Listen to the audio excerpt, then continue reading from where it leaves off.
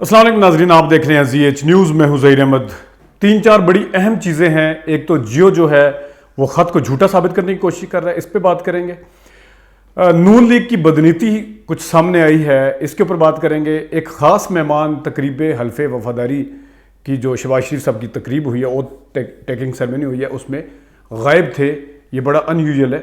وہ کیوں غائب تھے اور کون تھے وہ، اس کے اوپر بات کریں گے. سب سے پہلے بات کر لیتے ہیں شہباز شریف صاحب کی جو نون لیگ کی بدنیتی ہے، اس کے حوالے سے پہلے بات کر لیتے ہیں.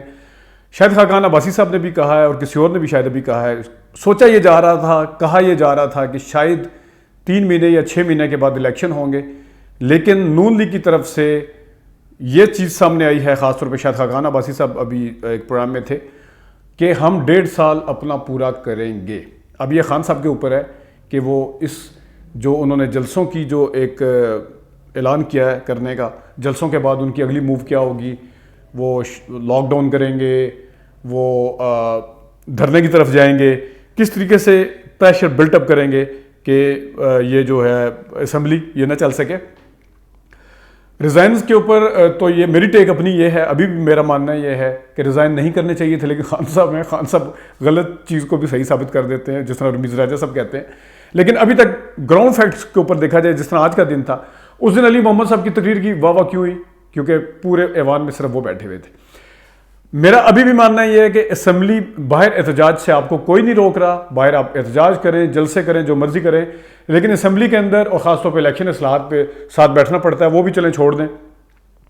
لیکن اسمبلی کے اندر جو آج کا بیانیہ ہے وہ ون سائیڈڈ تھا کہ شہباز شریف نے آگے بڑے بڑے اعلانات کر دیے، بڑی نوکریاں دے دی، اور بڑے خوشگوار ماحول میں صرف کلیپنگ اور ڈیسک بج رہے تھے، کوئی شور شرابہ نہیں تھا. سوچئے کہ اگر یہاں پہ پی ٹی آئی بیٹھی ہوتی تو وہ کس طریقے سے شور کر رہی ہوتی، کس طریقے سے اسد عمر صاحب اور یا مراد سعید صاحب یا خود فواد چودھری صاحب جو ہیں وہ ان کے جواب دے رہے ہوتے، علی محمد صاحب ان کے جواب دیتے، جو شہباز شریف صاحب نے کہا ہے، جو شہباز شریف صاحب نے ان کے اوپر بلیم کیا، ان کی حکومت کے اوپر وہ بھی جواب دیتے، جو نئی پالیسیز یا نئی کچھ اسکیمیں اناؤنس کریں گے اس کے اوپر بھی جواب دیتے. تو بیانیہ جو ہے وہ ون سائیڈڈ نظر نہ آتا، بلکہ دونوں طرف آتا ہے. یہ تو میری ایک ٹیک ہے. لیٹس سی کہ کیونکہ انہوں نے گورنر نے بھی ریزگنیشنز دے دی ہیں، اس کو کتنا وہ بلٹ اپ کر پاتے ہیں.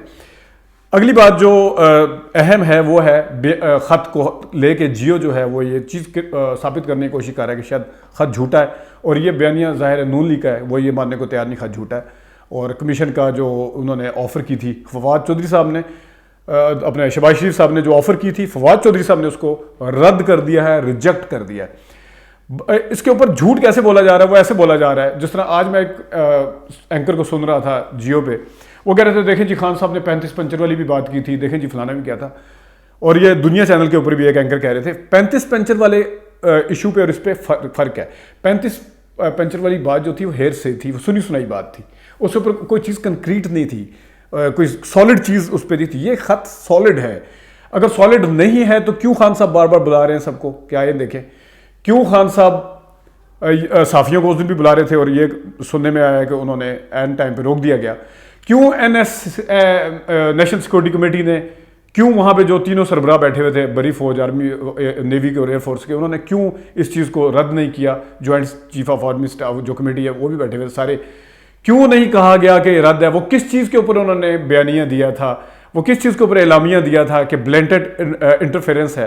تو اس کو 35 پنچر کے ساتھ ملا کے اس کو غلط کرنا، اس کو جھوٹا ثابت کرنا، یہ جیو کی سب سے بڑی ایک چلاکی ہے، ایک پلاننگ ہے اس کی، جس کو میرے خیال میں سب کو سوچنا چاہیے اس کے اوپر. اور یہ جو اینکر ابھی کہہ رہے ہیں کہ یہ سب جھوٹ ہے، تو یہ تو پچھلے 10 دن سے کہہ رہے تھے کہ اس طرح کے مراسلے تو آتے رہتے ہیں، اس طرح کی خط تو آتے رہتے ہیں، اس طرح کے تو لکھے جاتے ہیں. اس کو یہ تو خود یہ بیٹھ کے کہہ چکے ہیں. یہ تو پھر اگر وہ 35 پنچر کی طرح اس کے ساتھ، اس کو خط کے ساتھ، خط کو بھی اسی طرح ملانا ہے، تو پھر آپ کس چیز کو کہہ رہے تھے کہ مراسلے آتے رہتے ہیں؟ پہلے تو آپ نے خود کہا کہ مراسلے آتے رہتے ہیں، خط آتے ہیں، آفیشیل لکھا ہوگا، فلانا لکھا ہوگا.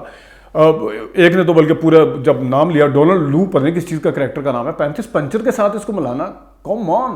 مطلب ہے کہ آپ کتنا نیچے جائیں گے، کتنا آگے جائیں گے، کچھ سمجھ نہیں آ رہی.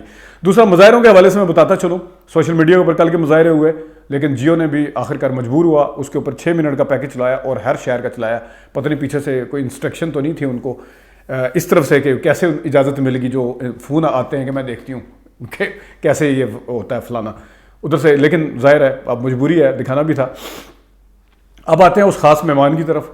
خاص مہمان یہ عمومی جو پرائم منسٹر کی تقریب حلف برداری ہوتی ہے، اوتھ ٹیکنگ سیرمنی ہوتی ہے، اس میں وہ خاص مہمان ہوتے ہیں، ہمیشہ ہوتے ہیں۔ یہ کوئی یہ نہیں کہہ سکتا کہ کبھی آتے ہیں اور کبھی نہیں آتے، ہوتے ہیں۔ آج کے اس میں نہیں تھے، اور چشم برہ جسے کہتے ہیں شہباز شریف کی نظریں ہوں گی یقیناً، جن کو خوابوں میں سوچا تھا اس خاص مہمان کو کہ وہ بھی ہو، تو وہ آج تھے نہیں۔ اور وہ کیوں نہیں تھے؟ شاید انہوں نے سوچا کہ پچھلے 2 دن میں جو کچھ ہوا ہے تو ذرا فاصلہ ہی رکھا جائے تو بہتر ہے فی الحال۔ آپ سمجھ گئے ہوں گے میں کس خاص مہمان کی بات کر رہا ہوں۔ تو یہ کچھ چیزیں تھیں۔ آنے والے دنوں میں ہم ریگولر بنیادوں کے اوپر جیو کا یا جو بھی بیانیہ غلط بنانے کی کوشش کریں گے، اس کے اوپر بھی ہم بات کرتے رہیں گے۔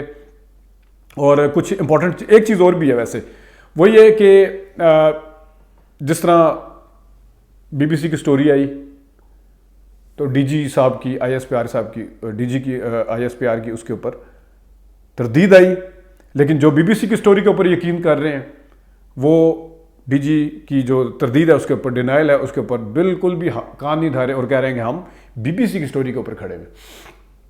ٹھیک ہے، کیونکہ ان کا ماننا یہ ہے کہ ان کا یہی کہنا ہوگا نا کہ وہ کیسے مانیں گے کہ ہم نے یہ سارا کچھ کیا ہے، یہی کہنا ہوگا۔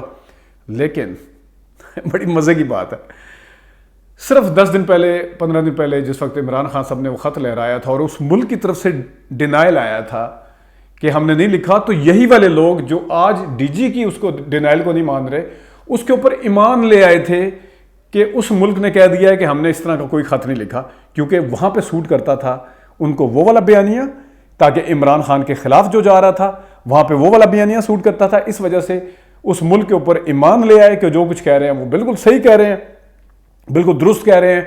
تو اس معاملے میں انہوں نے نہیں سوچا کہ وہ کوئی ملک کیوں مانے گا کہ ہم نے اس قسم کا خط لکھا، وہ نہیں سوچا۔ جو ابھی اس معاملے میں سوچ رہے ہیں کہ یہ خط، یہ مطلب اس معاملے میں سوچ رہے ہیں کہ یہ کیوں مانیں گے ہم نے سارا کچھ کیا ہے، اس وجہ سے ڈی جی کی آئی ہے ڈینائل، لیکن اس معاملے میں نہیں مانیں گے۔ اس معاملے میں اس لیے یہ کہہ رہے ہیں کہ نہیں وہ رپورٹر ٹھیک کہہ رہا ہے، آئی ایس پی آر غلط کہہ رہا ہے، کیونکہ یہاں پہ یہ بیانیہ سوٹ کرتا ہے ان کو، کیونکہ یہاں پہ عمران خان یا جو بھی ان کے مقاصد ہیں، کسی کو بھی بدنام کرنے کے لیے یا کسی کو ڈیگریڈ کرنے کے لیے یا کسی کے اوپر کسی کو ریڈیکول کرنا مقصد تھا، یا جو بھی ان کا پیچھے جو بھی ان کے آبجیکٹیو ہیں، اس کے اوپر وہ یقین کرنے کے لیے تیار نہیں ہے نا۔ ڈبل سٹینڈرڈ ہے کوئی مطلب ہے کہ ایک ڈینائل کے اوپر آپ یقین کریں اور دوسرے ڈینائل کے اوپر آپ کہہ دیں یہ غلط ہے، یہ سوچنے والی بات ہے نا۔